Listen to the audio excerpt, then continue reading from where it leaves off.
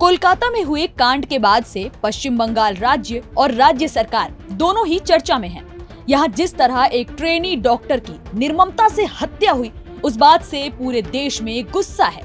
पूरा देश चाहता है कि आरोपी को ऐसी सजा दी जाए कि समाज में एक नजीर पैदा हो।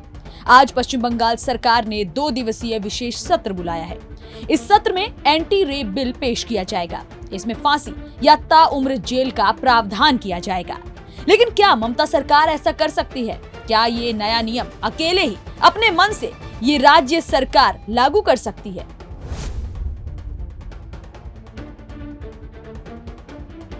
आज यानी 2 सितंबर को पश्चिम बंगाल विधानसभा का विशेष सत्र बुलाया गया है। ये सत्र 2 दिन चलेगा।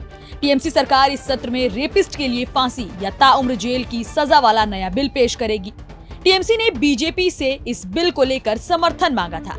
इस मामले पर जमकर सियासत भी हो रही है। बीजेपी ने सवाल उठाए हैं कि अब ममता सरकार हमदर्दी पाने के लिए ये बिल ला रही है। इस सत्र के दौरान मंगलवार को हंगामा होने के भी आसार हैं। विपक्षी भाजपा आरजीकर मेडिकल कॉलेज और अस्पताल के डॉक्टर के साथ हुई वारदात को लेकर पहले से ही ममता बनर्जी से इस्तीफा मांग रही है।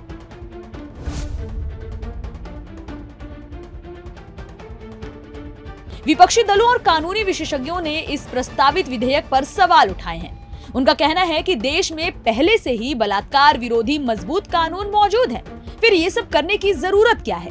केंद्रीय मंत्री शांतनु ठाकुर ने इस मामले पर पश्चिम बंगाल सरकार से सवाल किए हैं। उनका कहना है कि राज्य सरकार पहले ऐसा कानून क्यों नहीं लेकर आई? मुख्य मुद्दे को छुपाने के लिए ये विधेयक लाया जा रहा है। ये सिर्फ सहानुभूति पाने की कोशिश का हिस्सा है।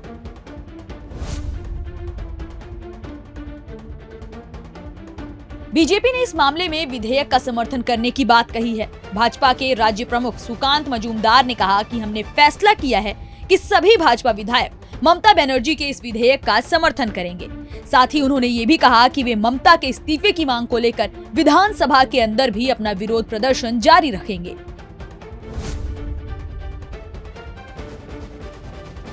पश्चिम बंगाल के मुख्यमंत्री और टीएमसी प्रमुख ममता बनर्जी ने अपनी पार्टी की छात्र इकाई का स्थापना दिवस कोलकाता की रेप और मर्डर पीड़िता को समर्पित किया था। उन्होंने कहा था कि सरकार एंटी रेप लॉ बनाएगी, जिससे ऐसे मामलों के आरोपियों को मौत की सजा मिले।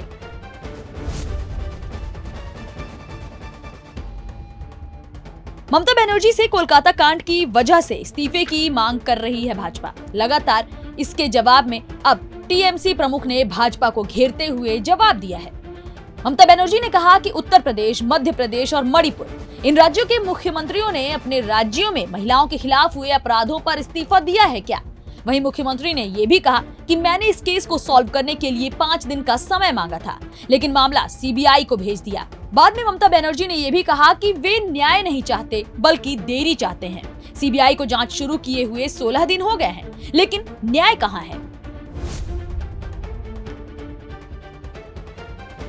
2 महीने पहले ही देश में नए आपराधिक कानूनों ने जगह बनाई है। अब देश में आईपीसी की जगह बीएनएस लागू हो गया है। भारतीय न्याय संहिता में धारा 63 में रेप की परिभाषा है, साथ ही 64 से 70 में सजा का प्रावधान। बीएनएस में नाबालिगों से दुष्कर्म में सख्त सजा कर दी गई है। 16 साल से कम उम्र की लड़की के साथ दुष्कर्म का दोषी पाए जाने पर आरोपी को कम से कम 20 साल की सजा दी जाएगी।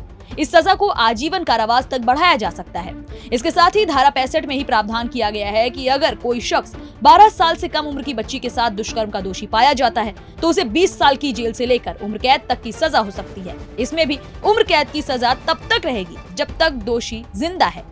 बीएनएस की धारा 66 कहती है कि अगर रेप के मामले में महिला की मौत हो जाती है या फिर वो कोमा जैसी हालात में पहुंच जाती है तो दोषी को कम से कम 20 साल की सजा और इस सजा को बढ़ाकर आजीवन कारावास या फिर मौत की सजा में बदला जा सकता है। फिलहाल देश में हर तरह के अपराध के लिए पहले से ही सजा का प्रावधान किया गया है। भारत में हर अपराध के लिए बीएनएस के तहत सजा दी जाएगी, जो कि पहले आईपीसी के तहत थी। हमने आपको पहले ही बताया कि इस कानून के तहत क्या किसे सजा मिलेगी। लेकिन अगर सवाल ये है कि क्या राज्य सरकार कैपिटल पनिशमेंट यानी मृत्यु दंड के लिए खुद अपने राज्य के लिए कोई नियम बना सकती है, तो इसका जवाब है नहीं। कैपिटल पनिशमेंट के लिए केंद्र सरकार नियम बदलने पर सोच विचार कर सकती है। इसमें कुछ न कुछ कम बेशी चीजों के होने की बात कह सकती है। राज्य सरकार को फांसी की सजा देने का या फिर इसके लिए अकेले ही अपने राज्य के लिए कोई भी नियम पारित करने का कोई अधिकार नहीं है। ये अधिकार केंद्र सरकार के पास है, जो कि देश में चलने वाले कानूनों पर राय मशवरा करते हुए संविधान के तहत इस पर काम करने की कोशिश कर सकती है।